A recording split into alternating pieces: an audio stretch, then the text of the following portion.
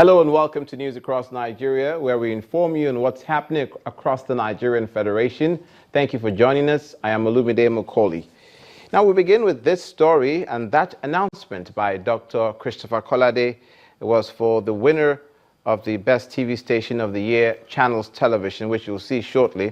But it also marked the start of the journey for the Channels team towards an 11th crown. Winning at the 23rd Nigeria Media Merit Awards NNMA held in Lagos was the 10th win for Channels Television.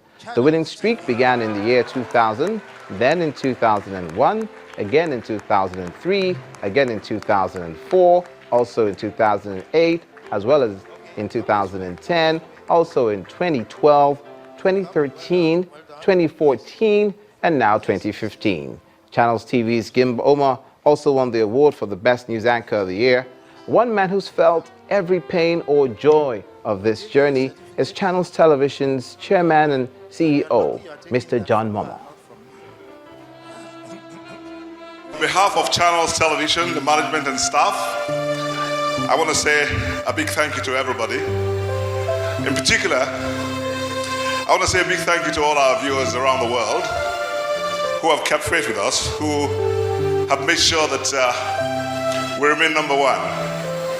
I also want to thank the board of this prestigious Media Merit Award Trust for their courage, which is what we require in this country today. And I'd like to thank my staff, all of them who are hardworking. They work as if their lives depend on it. I'd also like to thank my amiable wife. She's not here tonight, the only vice that I have, my vice chairman. And I'd like to thank all the winners and to say bravo to everybody. This is our 20th year. This is the 10th award for the 20th year. And finally, if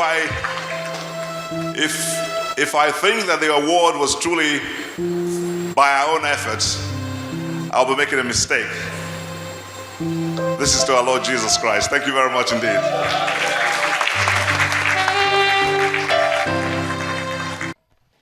Channels Television's Chief Executive Officer and Chairman, Mr. John Momo, receiving the award for the Best Television Station of the Year for the 10th time for Channels Television. Now, staying in the southwestern region of the country, we'll slide over to Ekiti State, where after months of a legal battle failed to stop council elections in Ekiti State, Governor Fayose has sworn in newly elected council chairmen and councillors. He urged them not to allow the dwindling allocations of state governments to distract them from working for the people who voted them in. The chairmen promised to do their best to work closely with the state government so as to bring more development to the grassroots. Their swearing in is significant as Ekiti State Local Government Council has been without democratically elected chairmen and councillors for over 5 years. Not too far away from there, the Ogun State government has announced the payment of December 2015 salaries and a 10% bonus to all categories of its workforce, including the civil servants in the state. Secretary to the state government, Mr. Taiwo Adeoluwa, made the announcement at a press briefing in Abeokuta, where he said early payment of salaries is to ensure that civil servants celebrate the Yuletide without hassles. And from there, staying in the southwest, the relationship between the Osun State government and doctors in the state is becoming increasingly frosty. This time around, the government has issued a 7-day ultimatum to the doctors to either call off the strike for over 2 months, which has been in place, or face the penalty of voluntary resignation. But the president of the association, Resident Doctors, Laduke Akintola, University of Technology, has asked government to rescind its decision and call the body to negotiate its demands.